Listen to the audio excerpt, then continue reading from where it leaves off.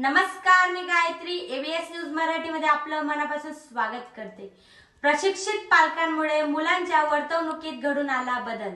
मुलांमध्ये हिंसाचार आणि आत्महत्येच्या वाढत्या घटना पाहत केरळमध्ये सुरू झालेल्या पालकत्व क्लिनिकचे परिणाम दिसून येत आहेत। मुलांमधील चिडचिडपणा आणि आत्महत्येच्या प्रवृत्ती घटल्या आहेत। त्यांनी कुटुंब आणि मित्रांशी संवाद साधण्यास सुरुवात केली आहे। केरळ सरकारने मुलांमध्ये सतत वाढणाऱ्या चिडचिडपणासारख्या प्रवृत्तीवर एक सर्वेक्षण केले होते।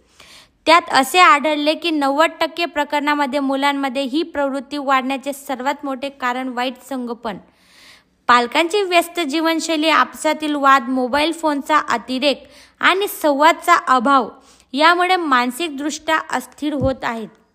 त्यांच्यात राग, नैराश्य आणि आत्महत्येचे विचार बाळगतात। यानंतर 2021 मध्ये केरळ सरकारने 14 जिल्ह्यातील सर्व 152 विभागामध्ये मोफत पालकत्व क्लिनिक उघडले। केरळमधील इडुक्की जिल्ह्यातील पालकत्व क्लिनिकच्या समन्वयक आणि सल्लागार शेरिन जॉय तलक्कल सांगतात, प्रत्येक विभागात किमान एक पालकत्व क्लिनिक अनिवार्य आहे।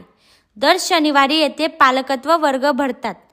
पालक त्यांच्या आणि मुलांच्या समस्या मांडतात आणि उपाय शोधतात।